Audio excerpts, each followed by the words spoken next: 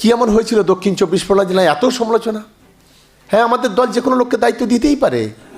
আমাকে যে আজ বলতে পারে তুমি যাও গিয়ে উত্তর 24 পরগনায় একটা করে মিটিং করে এসো, আমি সেখানে কি দায়িত্ব পেয়ে গেলাম? তাই নিয়ে সমালোচনা করতে হবে কেন? আর আমাদের সঙ্গে থাকা কিছু বেঈমান পাঁচিলির উপরে বসে আছে, কোন দিকে লাভ মারবো? এদিকে মারবো না ওদিকে মারবো? কেন গো? যদি ইমান যদি ঠিক না থাকে কেন সঙ্গে আছো, কেন পার্টি করছো? আরে লক্ষ্য তো একটাই, দলকে টিকিয়ে রাখা। মমতা বন্দ্যোপাধ্যায়ের হাতে ভাঙড়কে তুলে দিতে হবে, সেই দায়িত্ব নিয়ে আমাদের তো লড়াই করা, এই মানসিকতা নিয়ে তো আমাদের এগোনো।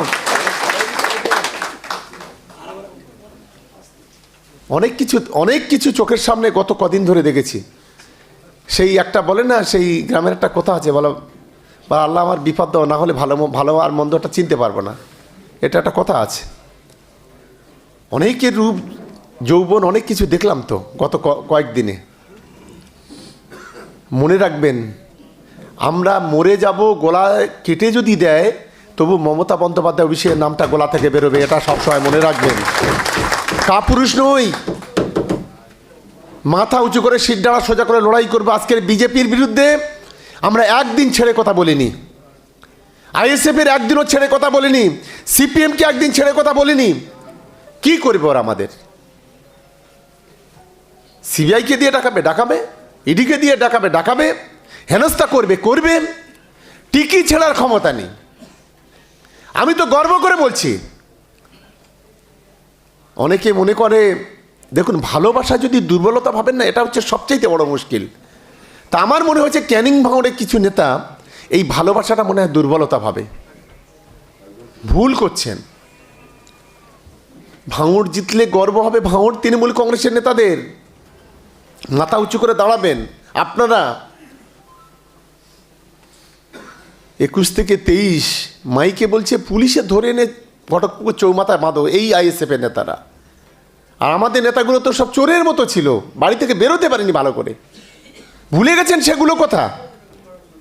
রাজ্জাক ভাই নেই এখানে, ঘর বাড়ি লুট করে হাঁড়ি পর্যন্ত দুমড়ে দিয়েছে। বলছিল দাদা মেয়ের বিয়ের জন্য গয়না গাটি যা ছিল সব লুট করে নিয়েছে। বয়স্ক লোকটা ঝরঝর করে কাঁদছে একদিন দেখি, একটু গায়ে বাঁধে না? আমরা শপথ নিতে পারি ওদের কি 10টা হাত? রাবণের মতো 10টা হাত আর আমাদের 2টো হাত। ওদের রাবণের মতো 20টা পা আর আমাদের 2টো পা। কিছু কাপুরুষ নেতা আছে, কাপুরুষের মতো রাজনীতি করে তারা। কিছু হলে নেতাদের কর্মীদের সামনে ঠেলে দেবে, নেতারা সামনে যাবে না। কেন গো? তুমি মাতব্বরি করবে, বড় পদ নেবে, আর আরেকজনকে সাধারণ কর্মীদের ঠেলে দেবে, এই জিনিস তো চলতে পারে না। যে নেতা সামনের সাইড থেকে রাজনীতি না করবে তার রাজনীতি না করা উচিত। আমি আজকের পরিষ্কার বলে, কাপুরুষের মতো রাজনীতি করবেন না। আর নিজের বুথটা যদি না আপনি জিততে পারেন, কেমন নেতা আপনি? আপনি একজন বড় নেতা, আমি অনেক বড় নেতা। আমি যদি আজকের ক্যানিং পূর্ব না জিতে যদি ভাঙড়েকে বলি তো গাড়ি দুটো থাপ্পড় মারবেন আপনারা। বড় বড় কথা যদি ওখানে বলি, নিজের বুথগুলো জিতবো তার জন্য ক্যাপাসিটি কোয়ালিটি সেগুলো করবেন না। কটা মাস, 3-4টে মাস কেন মাটি কামড়ে পড়ে থাকতে পারছি না? আমি অনুরোধ করব সকলকে, আমি তো ধন্যবাদ জানাবো ওই বামুনঘাটা ব্যবতাটুকে। আমি খুব খুশি হয়েছি সেদিন। আমরা মহিলা মিটিং ডেকেছি, টার্গেট হচ্ছে 1000। ওরা বললো দাদা 1100 প্যাকেট করেছি মিষ্টির। মিটিংয়ে গিয়ে দেখি 2500 মহিলা। আমি ভাবতেই পারছি না যে এত মহিলা হতে পারে ওখানে। আমার অনুরোধ তাই সকলকে, প্রত্যেকটা জায়গায় কম্পিটিশান করে আমাদের এগোতে হবে।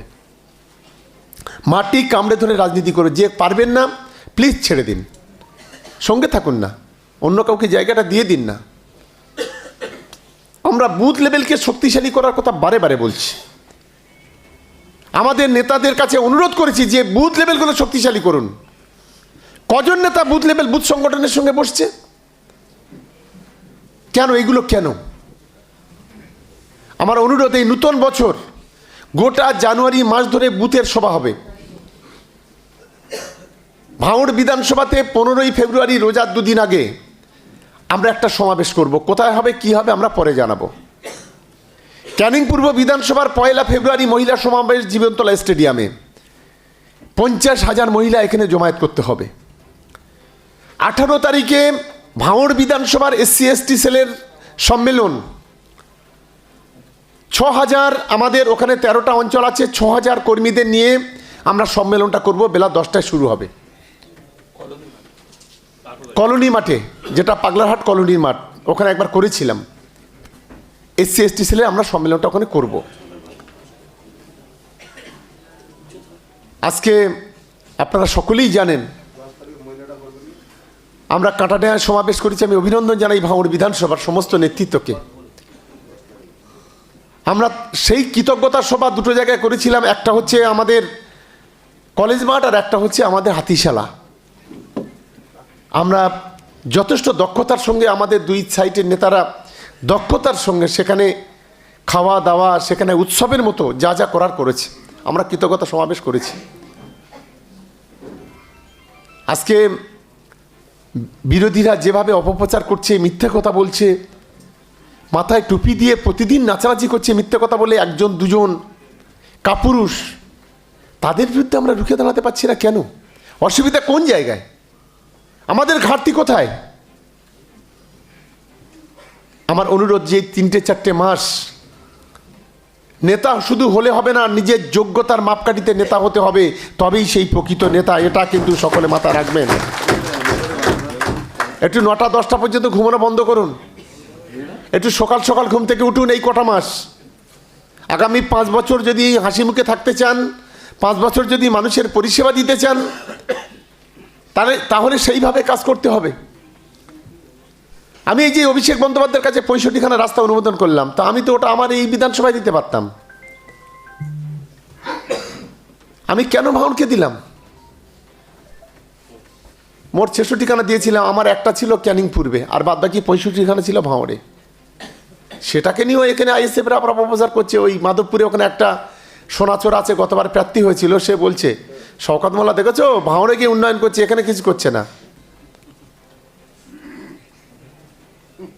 বুঝতে পেরেছেন? ঢিল ছোড়ার ছাপ পাথরে দিয়ে দিয়েছি। তার 3 দিন পরে গিয়ে ওখানে একদিনে 3টে রাস্তা উদ্বোধন করে এসেছি। আমি তাই আপনাদের কাছে অনুরোধ করব, দেখুন শওকত মোল্লাকে সেই দিন অভিনন্দন জানাবেন, সেই দিন ফুল দেবেন। এখন থেকে ভোট পর্যন্ত ফুল দেওয়া বন্ধ। যেদিন ভোট গণনা হবে, তৃণমূল কংগ্রেস যেদিন জিতবে, সেদিন আমরা ওখান থেকে ফুল নেবো, মিষ্টি খাবো, সব কিছু করবো। সব কিছু বন্ধ। এখন শুধু মাটি কামড়ে যে যার বুথ এলাকায়, যে যার অঞ্চল এলাকায় সেখানে মাটি কামড়ে পড়ে থাকুন। আমাদের যারা প্রধান আছে তাদের বলি, আপনাদের দায়বদ্ধতা নেই? প্রধানগুলোর, আমি কয়েকটা প্রধানের আমি দেখেছি, কোনো দায়বদ্ধতা নেই। আরে আপনাদের প্রধান করতে গিয়ে আজকে 3টে ছেলে খুন হয়েছে ভাঙড়ে। আপনাদের প্রধান করতে গিয়ে আজকের সবচেয়ে বড় দায়িত্ব আপনাদের থাকা উচিত। আজ কেন রাজু, আজকের কেন মুসলিম ভাই, আজকের কেন রশিদ খুন হবে? পঞ্চায়েত নির্বাচনে ওদের রক্তের বিনিময়ে আজকের আপনি প্রধান হয়েছেন। লজ্জা করে না? নিজের দায়িত্ব থেকে সরে যান। আজকের একটা মিটিং দেখুন, অনেক প্রধান আসেনি। শানপুকুরকে দেখতেই পাচ্ছেন। আমি জিজ্ঞেস করলাম, বললাম আমার আব্বার শরীর খারাপ।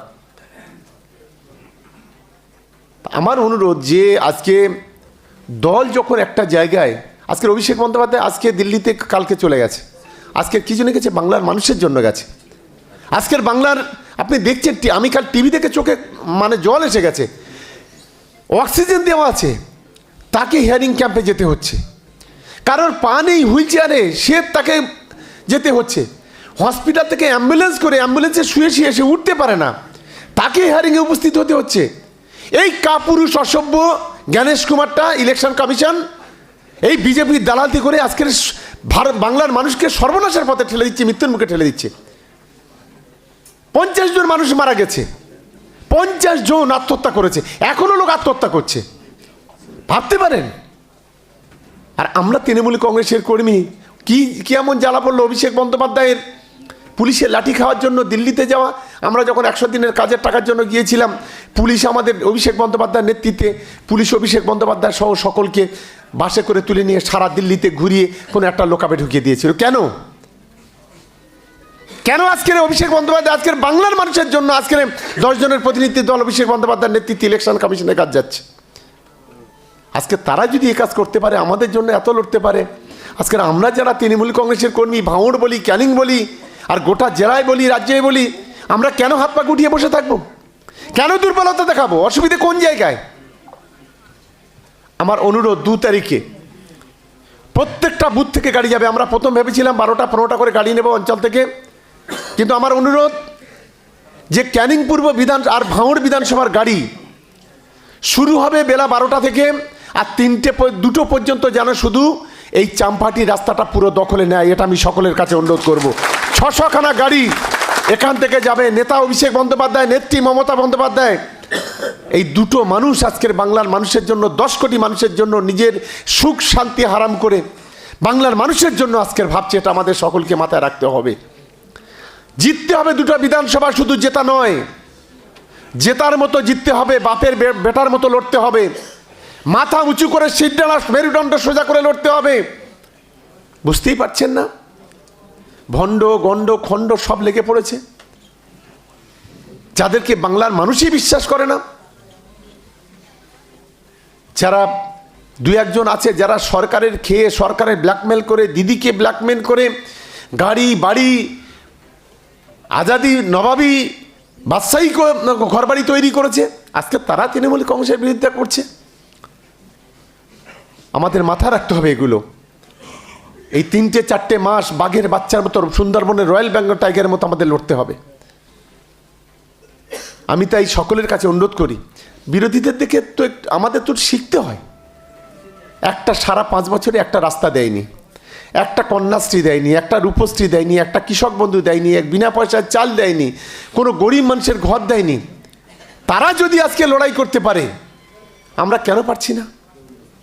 আজকের ভাঙড়ে 19,500 বাংলার বাড়ি, আর ক্যানিং পূর্বে 36,000 বাংলার বাড়ি। 2টো বিধানসভায় কত? এই 36 × 5 যদি করো কত হয় গো? আমি 4 যদি ধরি, 1 লক্ষের বেশি ভোট।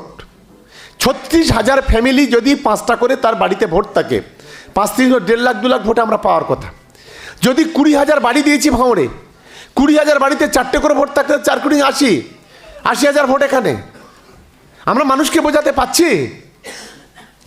বামপন্থের সময় 20টা বাড়ি পেতাম না, 36টা বাড়ি, 50টা 10টা বাড়ি পেতাম না। আজকে আমরা অবাক হয়ে যাচ্ছি যে এত কিছু দেওয়ার পরেও আমাদের যারা আজকের আমরা যারা নেতৃত্ব করছি, আমরা ঠিকমতো সঠিকভাবে মানুষের কাছে এগুলো তুলে ধরতে পারছি না। এটাই হচ্ছে আমাদের কাছে সবচাইতে বড় লজ্জা। আমি আমার প্রত্যেকটা নেতৃত্বকে অনুরোধ করব, যে কটা প্রোগ্রামের কথা আমি বললাম, বিশেষ করে আমি এই প্রোগ্রামের কথা যেটা আমি বললাম সেটা হচ্ছে, আমি ফের আরেকবার বলে দিচ্ছি, 2 তারিখে আমাদের আগামী কালকে প্রতিষ্ঠা দিবস, প্রত্যেকটা বুথে বুথে পতাকা তোলা, আর সঙ্গে সঙ্গে আমাদের ফ্ল্যাগগুলো লাগানো। এটা হচ্ছে এটা কিন্তু সকলকে মাথায় রাখতে হবে। আগামী 2 তারিখে অভিষেক বন্দ্যোপাধ্যায়ের সভা, প্রত্যেকটা বুথে গাড়ি। আগামী 18 তারিখে ভাঙড়ে SC/ST সেলের সম্মেলন। আগামী 1 ফেব্রুয়ারি ক্যানিং পূর্ব বিধানসভার মহিলা সম্মেলন, মহিলা সমাবেশ এই মাঠে, এই স্টেডিয়াম আমরা ভরাবো। আর আগামী 15ই ফেব্রুয়ারি, রোজার 2 দিন আগে আমাদের ভাঙড়ে একটা সমাবেশ। তারপরে যা হবে ছোটো ছোটো, রোজার পরে আমরা ভাঙড়ে একটা সমাবেশ, ক্যানি একটা সমাবেশ করে আমরা কিন্তু আমাদের ইলেকশনের কাজ আমরা শেষ করব। এই মিটিংগুলো জোরদার প্রস্তুতি আমাদের নিতে হবে। আমরা খুব তাড়াতাড়ি আমাদের 4টে জেলা পরিষদ, আমরা 4 জন SC/ST সেলের কনভেনার করে দিচ্ছি খুব তাড়াতাড়ি। এটা 1 সপ্তাহের মধ্যে 7 তারিখের মধ্যে করে দেব। 7 তারিখের মধ্যে করে দিলে তাহলে 4টে আমাদের ভাঙড় বিধানসভার যে 4টে পার্ট আছে জেলা পরিষদ, 4টে কমিটি করে আগামী 18 তারিখের যে সম্মেলন, সেই সম্মেলনটাকে আমাদের 100% সাকসেসফুল করতে হবে। যেহেতু এখানে হচ্ছে, নারায়ণপুরে হচ্ছে, আমাদের খোকন আছে, আমাদের জিয়ারুল আছে, সমিতদা আছে, আমাদের সিরাজুল ভাই আছে, বিনয়দা আছে, তপনদা আছে, আমাদের নাসির আছে, আমাদের গোপাল আছে, তুষার আছে, আমাদের মোকসেদ ভাই আছে, ওখানে আমাদের কবিরুল আছে, ওখানে আমাদের ওই আরও আমাদের যারা নেতৃত্ব যারা যারা আছে তারা যেমন দায়িত্ব থাকবে, তদ্রূপ সঙ্গে সঙ্গে আমাদের আহসান ভাই, আমাদের বাহারুল, আমাদের আয়নাল ভাই, রফিক পূর্ণাঙ্গভাবে সহযোগিতা করতে হবে, যেহেতু এপারে সভাটা হচ্ছে। শাহজাহান ভাই যেহেতু ব্লক সভাপতি, শাহজাহান ভাই আছে, ঝর্ণাদি, শুভ, ওদেরকে বলবো যে পূর্ণাঙ্গভাবে সহযোগিতা করার জন্য। 6,000 হোক আর 8,000 হোক, যাই হোক, সেখানে সম্মেলন 10টাতে শুরু হবে, দুপুরে খাওয়া দাওয়া হবে, বিকেলে আমি খাওয়া দাওয়ার পরে আমি বক্তব্য রাখবো, দুপুরের পরে আমাদের সব অঞ্চল থেকে বক্তব্য রাখবে। সময় ধরে করতে হবে, ব্যাস ট্যাস সব করবেন। সেইভাবে আমাদের SC/ST সম্মেলনটা যোদ্ধার সম্মেলন আমাদের করতে হবে 18 তারিখে ভাঙড়ে, এটা যেন সকলে মাথায় রাখবেন।